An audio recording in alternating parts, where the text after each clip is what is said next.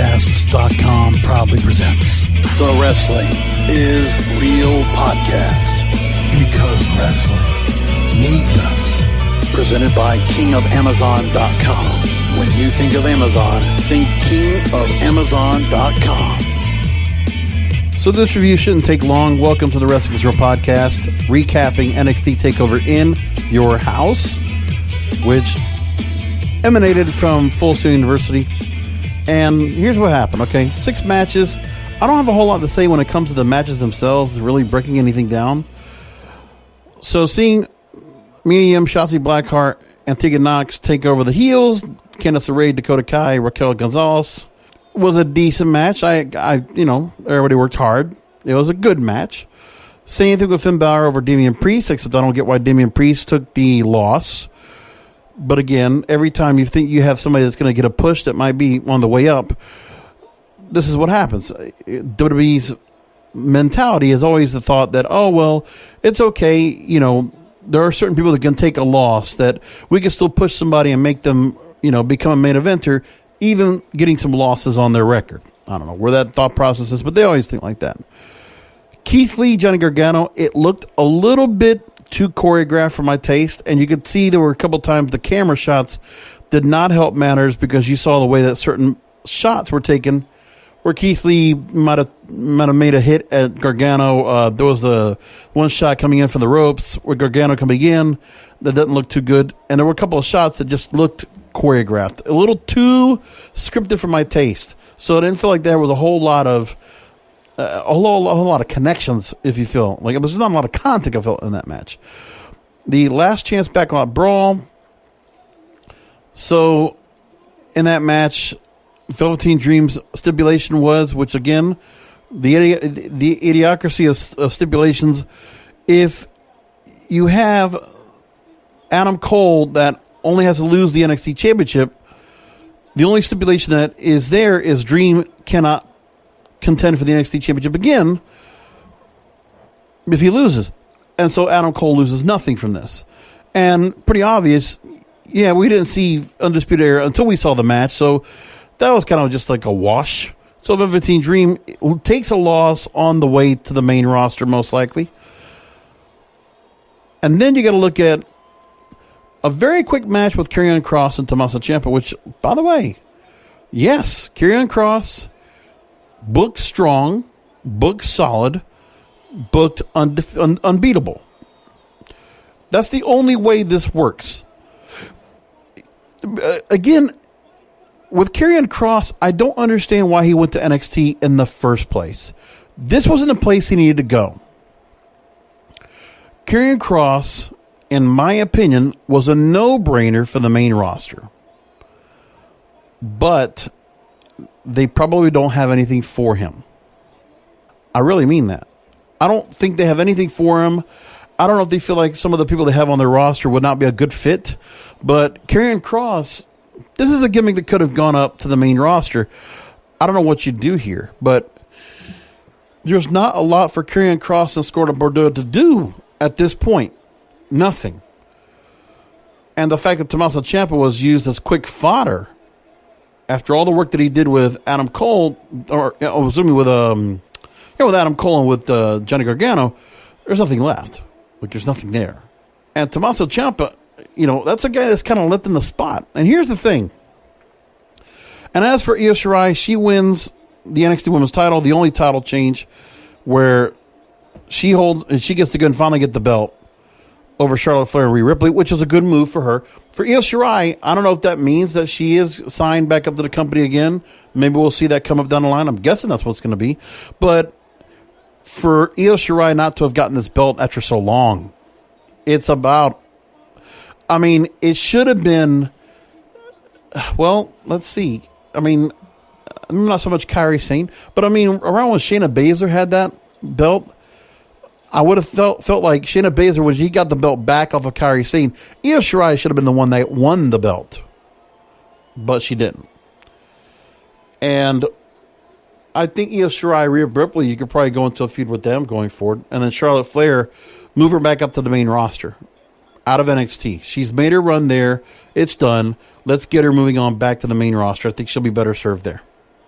Put her on Raw, I think. So let me give a couple comments overall.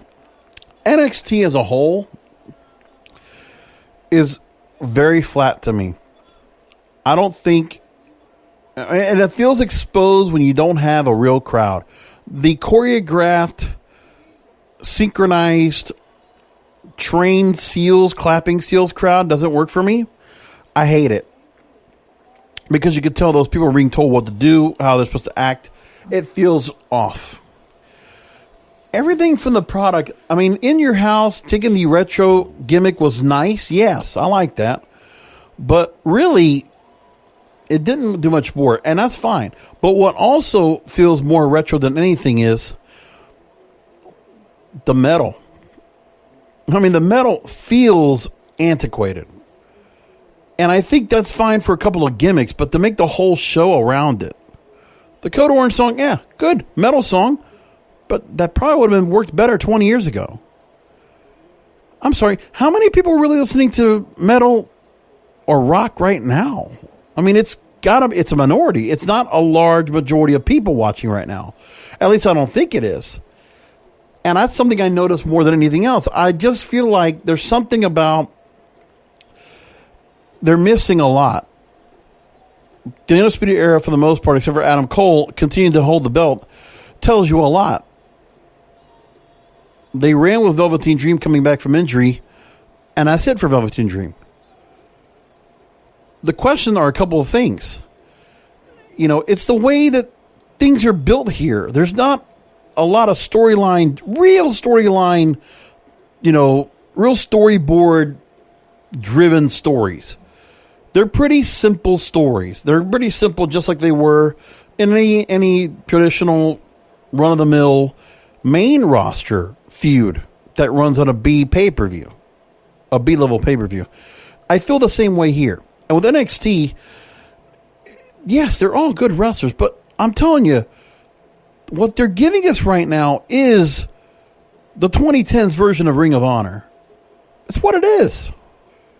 And I don't feel, except for Karrion Kross and Io Shirai, I would think, and I think Rhea Ripley also to that matter, and I think Keith Lee to a point, if I only use those four names, there's nobody else I feel like that really makes much of a difference that is game-changing, that breaks the mold of what real standout stars, standing above the pack.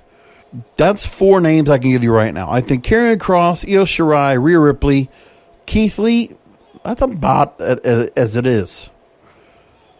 Now, as for the rest, I don't feel like a Finn Bálor or a Tommaso Ciampa or the rest of the Undisputed Era, whether it's Red Dragon with O'Reilly and Fish and Roderick Strong. I mean, the thing is, they got moved up to NXT, and NXT, I mean, it is attached to the branding. What they got is the exposure of NXT being part of WWE, but really it doesn't get the full machine of WWE. It doesn't get it at all. I mean, they did give it that with Survivor Series last year. And if they're only going to get that once a year, that hurts. Because you saw some people make their way up, but then when NXT lost, I think that hurt that brand a whole lot. I believe Survivor Series, for the most part, when the way they handled Survivor Series came about and they had the NXT invasion and the NXT invasion did not succeed and did not come away with any scalps, if you will, I think that's when this whole brand took a hit, a major hit. That's one thing. The second thing is AEW is affecting this product more than you can realize. And I'm not talking about the ratings, and I'm not talking about what AEW has done, if they've done better or not. That's not the argument. Because, yes, NXT might be doing I think they were doing some things to counter-program AEW to make sure that they kept their ratings up. At this point, they're not winning the ratings now. I mean, they were up for a while after WrestleMania, and then that dropped. And then NXT Invasion, went up, but they've had to go up on spurts only when there were certain things that were done aggressively to give exposure to that roster on the main roster. Otherwise, not anything else right now. Because I think NXT, it feels flat now because I think the overexposure to the 2 hours, not so much, but I think it is getting there. And there's not much else they can do. They're in a tough spot because of the fact that there's not much else they can do to the luster of NXT, that rebellious spirit. I think all that they have. The NXT brand feels overexposed now. It feels like it's just another brand of Raw and SmackDown, but again, with good stars. And I feel like that's where they are. I think there is a threshold that they've reached, and it's probably going to be 750 to 800,000. And when it comes to AEW, either AEW surpasses them in a particular week, or AEW, because it's upon AEW to either they keep their audience or it drops. But NXT is about the same. And NXT, more than anything else, NXT is not a younger demographic. It's older. NXT is basically, I feel like it's just playing to the Attitude Era audience that's older. Because it has a little bit of that rebellion, a little bit of that fire, that Attitude Era feel. But with stars that are not the same ones like before, that kind of feel like they have that kind of an edge that the Attitude Era gave us before. But that's about it. And there's not much else to it. And so when I think about it, it's a tough spot for them. There's really no way to go up. I mean, and the thing is, when you look at who's at the Performance Center, there's nobody I really feel like from that roster that's coming on the way up. I mean, listen, they have a lot of people. It's not like they don't have a lack of roster. They don't have a lack of talent. But again, this is where WWE does the same thing over and over. A lot of the stars tonight are one-dimensional. I mean, there's really not much to all these people. They all have a catchphrase. They all have a look. They all have a moveset. So they're built in with what you need to be on the main roster. So if they want to be on the main roster, that's fine. But are they going to excel on the main roster? Are they being built up to the point where the main roster, they're going to come on up and they're going to supplant somebody else? Like who? Is there anybody right now on that NXT roster that you absolutely say to yourself, okay, who goes right ahead to contend for the World Championship, for the WWE Championship or the Universal title? Which of these stars do you see, okay, automatically you put them up against Braun Strowman or Drew McIntyre? Well, I mean, you could say Keith Lee, but in the eyes of the main roster, you know, if Vince McMahon gets an eye on Keith Lee, I think with Keith Lee, and this is not a knock to him, but I can already tell you, I feel like Vince McMahon would look at Keith Lee and say he's overweight, he's fat, he needs to get in shape. We don't need another Samoa Joe, another body like Samoa Joe, because that's what he is. And Keith Lee is good, but again, we already knew he was good in Ring of Honor. And he was getting over and getting to get over bigger in Ring of Honor. And this is where NXT and where Vince McMahon and Triple H and the others, they took the mistake of deciding to go ahead and pillage the Ring of Honor roster. Because that whole group was doing good in Ring of Honor. But again, NXT, you know, what they did well by taking all the Ring of Honor talent was destroy Ring of Honor. They basically obliterated one of their competition. But that's what NXT accomplished. What NXT did in the wrestling world was pillage most of the Ring of Honor roster, and that's who they have. That's it. And then they took some people that were going to be coming from Japan because they have a pipeline into that now. You know, they found their way to get to New Japan and to get to other talent in Japan, which is how they got Kairi Sane, Asuka, Io Shirai, Shinsuke Nakamura. So think about that. I mean, they got a Japanese pipeline. They're using that. They have the Ring of Honor pipeline, so they were able to go ahead and acquire talent from there. And they took everybody. They took a lot of the biggest stars that they have. But again, with WWE, they do a thing where you already have good wrestlers built in. So to have good wrestlers on the roster, well, that's a lot of them you have. Everybody that you have on this roster, okay, it's not the Performance Center talent. How many people do you have that have been built from the Performance Center on the ground up? Can you tell me any names? No, not one. Let's see.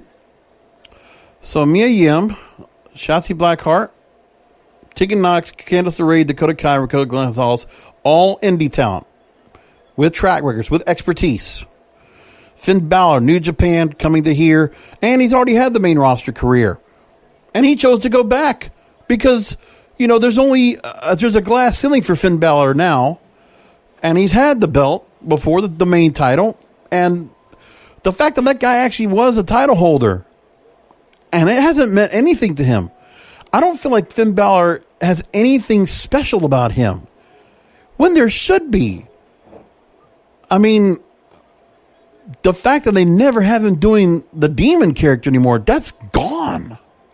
Like, you're taking away the one thing that he had that really was what stood him out in everywhere else he worked. Prince Devitt, man, that's not even, it's a watered down version. For whatever reason, they're so afraid to have him go out in the demon character. I understand it might take some time to go and put together, but man, to not have him come out like that at all anymore, or not even like a way to do it where he can do it every time he goes out, especially right now when you have no crowd and you're only doing tapings. Why isn't Finn Bálor in the demon gimmick? It's what got him over. It's what he was wearing, what he was in when he was champion. Damian Priest, Ring of Honor guy, Punishment Martinez. There is no difference really between who he was there and who he is now. It's just a name change they did. Otherwise, Damian Priest has nothing else to work off of. He's not devilish or demon or gothic like really. There's just not much to it. He's just kind of there. Johnny Gargano has done everything in NXT. Everything. I think he has stepped up to a certain level. I mean, now they have to turn him heel because they've already run everything that you could do with him as a face. And he's been triple crown champion there in that division. But is there anything for him to elevate? Because Johnny Gargano, when you've had that kind of run in NXT, by this point, you should be able to go ahead and move forward with getting him into the main roster. But you can't. And you were going to put him up there, but he got hurt. And there's nothing that tells me he's going to make himself go forward. And then he lost this match to Keith Lee tonight. Adam Cole is held down as long as he has the Undisputed Era, because then he's with his Ring of Honor buddies. And it's a Ring of Honor faction. It almost feels like an invasion angle of Ring of Honor coming into NXT. That's what it's felt like this whole time. Adam Cole needs to split off. What they need to do with him, he needs to break off of the pack with the Undisputed Era. And that whole faction needs to break up. But they're not going to do that.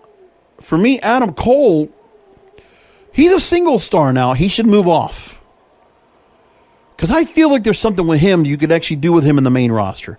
We already know his matches were very good. But they put him against Daniel Bryan, shit. Great. Adam Cole actually has, that guy's got good talking skills, and he's got good promo skills, and he can go up to the main roster now and wrestle well. Smaller guy, but I think you could do something with that. Adam Cole, you should already move up. I mean, they're going to keep him with that belt for a while, but again, you look at everybody they've brought up in the first place. From NXT, Lacey Evans is now like flat on arrival. Kairi Sane just feels like secondary to Asuka, and Kairi Sane's done nothing more except just to be along with Asuka, and that's it. Aleister Black has just sat in like nowhere. Ricochet has to be tagged along with Cedric Alexander. They gave him a run and tried the Superman thing with him as a superhero kind of deal. It didn't work. How do you fuck up with Ricochet? How do you do that? Kairi Sane actually had a really good gimmick, and then they changed it to the Kabuki Warriors thing. The whole captain of the ship kind of thing was really good, solid babyface character, and you drop it. And then we get here and I'm like, okay, Aleister Black, man, it's like they've restarted him over and over and over again. I don't get where the luchadors stay where they are. I mean, I gotta give credit that Paul Heyman is trying to get some of the Mexican stars up and trying to get them going because there's something different about them. I mean, Humberto Carrillo, Angel Garza, seeing all that. I mean, I don't get where Austin Theory got moved up, but I guess if he's going to work with Seth Rollins, there's a chance to do something with him. I mean, Austin Theory's got something, but again, this is where there's a. I know we're talking about. You hear the stories in the news about systemic and institutional. Well, I'm not going to use the word that goes along with that, but I do believe there's a system and an institution of WWE that does have a certain way of who they decide to go and choose to put up. And it's not a matter of diversity. It's just a matter of being able to choose winners, and not in terms of choosing winners that they're not successful wrestlers, but they can be really successful. But man, they place their bets on elevating and getting over the wrong people. They do it all the time. Donovan Dijakovic coming up to the main roster, he's going to be another Baron Corbin. And Baron Corbin, I really believe, could be something much better. But then it's like they're doing such a shitty job with him right now. I mean, next week, Otis and Baron Corbin are going to be a match. And I'm like, wow, man. Where are they going with this? It just feels weird. It's like the Otis storyline out of the romantic storyline with Mandy Rose and Sonya Deville, that just takes away. So Otis is getting the most out of this feud. When Sonya and Mandy is the feud. It really is. And Otis just kind of like just fits in here, but there's not much more to him. And I just look at myself and I say, man, this whole roster, I mean, NXT is not going to be a go-to ground to bring talent up to that main roster. And they have people they could go and bring up. But again, they're just bringing them up. But who have they actually gotten out of their roster from NXT to go up and do something? I mean, at the moment, Drew McIntyre was somebody they let go and brought him back. And now they got him up with Bobby Lashley coming up at Backlash. Again, these are two guys that they abandoned and cut. And they brought them back. But they were under the original, I mean, they were in the original, what was it, Ohio Valley type thing. They were in FCW. At least Lashley was back in Ohio Valley, right? And then FCW, they had Drew McIntyre all the way through there. And I guess he was also in the Ohio Valley system. You're talking about guys that took 20 years off and on in wrestling, making their way up here in their 40s. And how many of those people you have in NXT right now that are in their 30s, the guys especially? The women's a different story. I think the women, they actually can do a pretty good job of getting them built up and getting them somewhere with matches. I don't know, because the women are just, it's much more of a fresher dynamic. But when you look at NXT right now,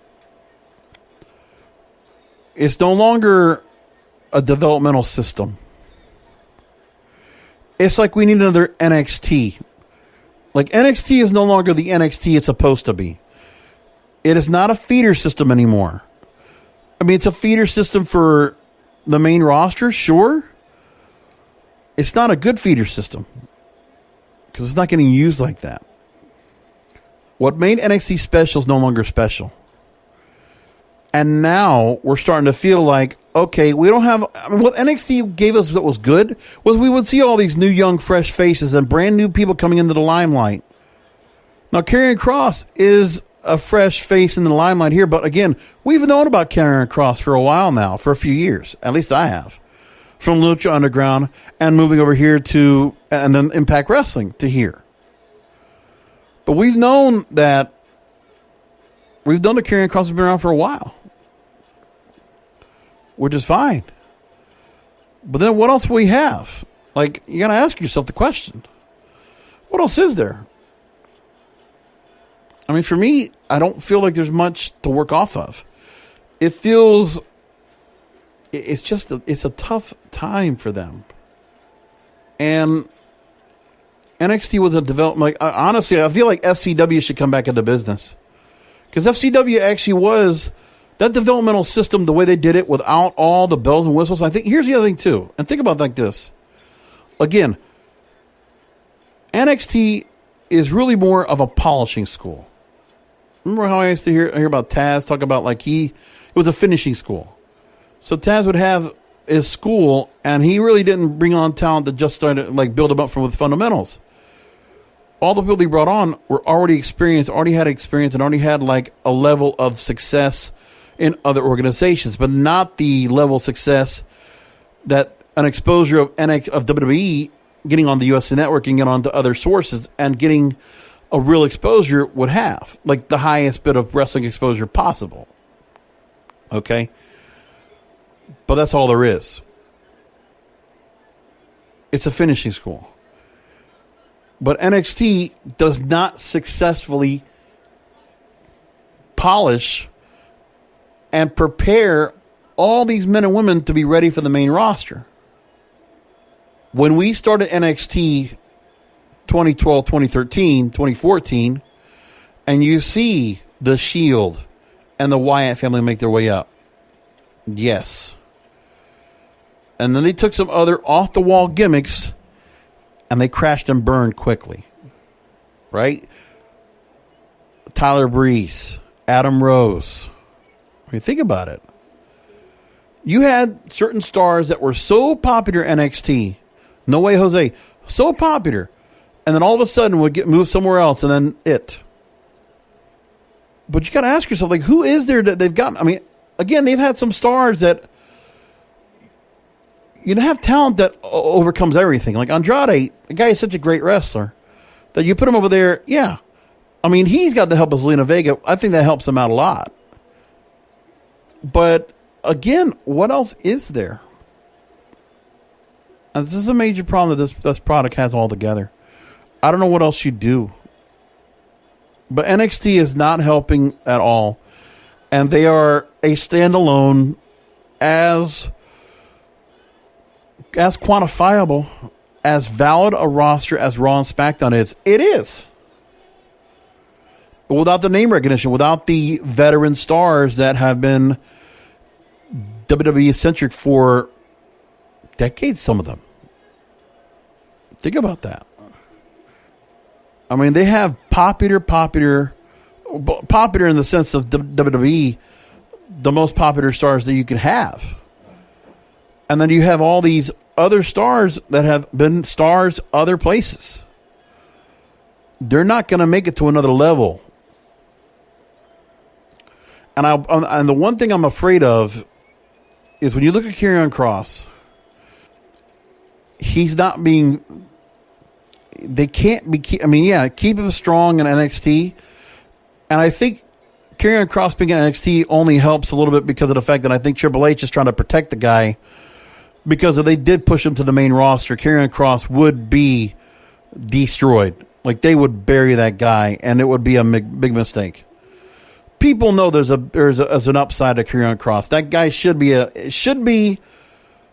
in a normal space. This guy should be an automatic push him up.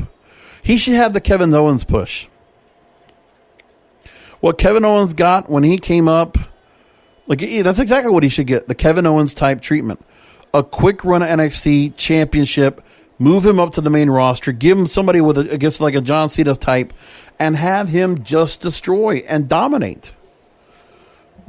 But they won't. I don't know if they will. I mean, maybe I'm wrong. I know. Somebody's going to tell me, hey, shut up about Karrion Kross. Don't bury him already before he gets started. All right, fine. But my cynicism is very strong. And this company needs to realize that mediocre is where they're staying at. I mean, there's a threshold that all these people get to, and it's partly because they're afraid of any people that they have on that could be possibly...